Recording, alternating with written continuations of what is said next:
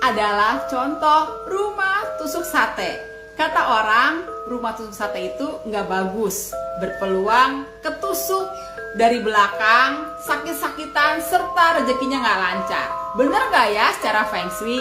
Sebelum nonton video ini, jangan lupa ya follow Instagram Jenny Feng Shui untuk mendapatkan tips-tips Feng Shui seputar kehidupan Anda. Secara Feng Shui, sebenarnya rumah tusuk sate itu tergantung dari besarnya jalan di depan rumah tersebut. Apabila jalannya besar dan ramai, maka rumah tusuk sate lebih cocok untuk tempat usaha. Sedangkan jika jalan di depan rumah tusuk sate adalah sepi, jalan kompleks perumahan dan tidak terlalu ramai, maka rumah tusuk sate tidak terlalu berbahaya. Jadi nggak selalu kan rumah tusuk sate itu jelek.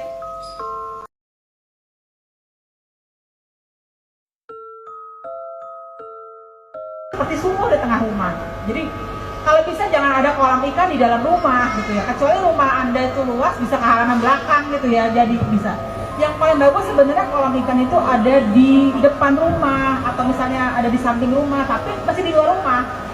Bahkan yang terbaru saya mengatakan kan ada kutub mata angin gitu ya, utara, selatan, timur, barat, itu ada arah mata anginnya juga ya. Di situ saya bilang kalau air itu cocoknya utara, barat, timur, kalau selatan nggak boleh gitu ya. Jadi paling bagus memang benar Bu, bukan karena dapurnya juga, tapi yang pasti kolamnya harus ditutup. Kalau ada di dalam rumah mau nggak mau ya, karena itu adalah simbolnya kurang bagus artinya.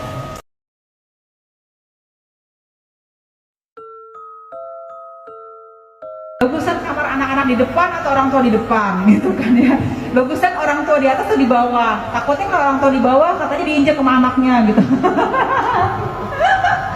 Itu kata siapa gitu.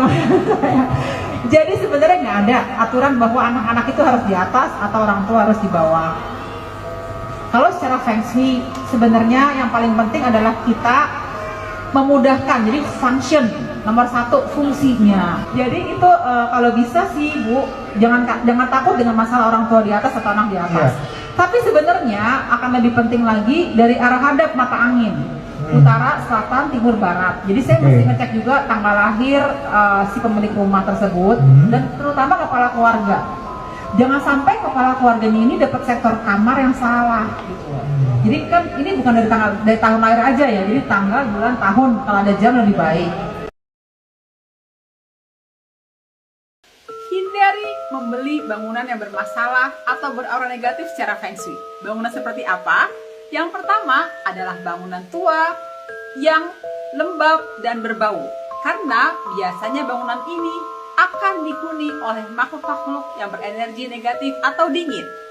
Selain itu juga, bangunan yang dikelilingi oleh pohon-pohon yang rimbun dan membuat gelap aura bangunan tersebut. Hal ini juga sama, bisa menimbulkan aura negatif dari makhluk-makhluk lain. Jangan juga beli rumah dari orang yang berkas bermasalah, misalnya bermasalah kejahatan, ataupun juga perceraian, ataupun bangkrut, kredit macet, dan sebagainya. Karena penghuni berikutnya juga berpeluang masalah yang sama.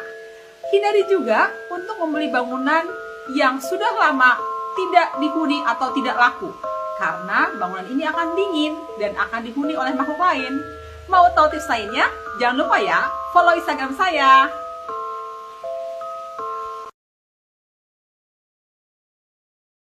Kehidupan kamu sering dikelilingi angka 4, baik itu nomor handphone, tanggal lahir, nomor rumah, dan lain-lain. Sebenarnya jelek nggak sih? Seperti saya bilang, jeleknya angka 4 hanya di pengucapannya saja dalam bahasa Mandarin mati.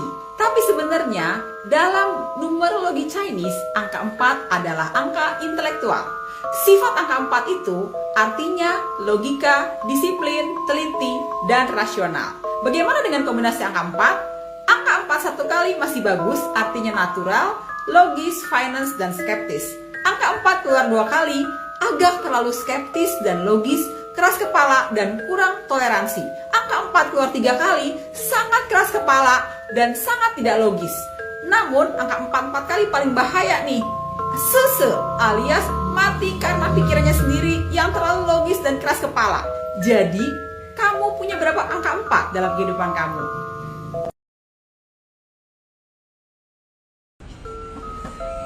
posisi kompor di dapur Anda jangan sampai terlalu dekat dengan posisi sink atau bak cuci piring. Secara feng shui, hal ini tidak baik karena posisi kompor mengandung elemen api dan posisi sink mengandung elemen air. Tentunya antara air dan api terjadi konflik energi. Nantinya bisa berdampak terhadap konflik bagi penghuni rumah. Gimana ya cara menyimbangkan feng shui-nya? Kalian harus meletakkan perabot di antara posisi sink dan kompor. Misalnya, kalian bisa meletakkan rak pisau, rak piring, toples, atau furniture lainnya.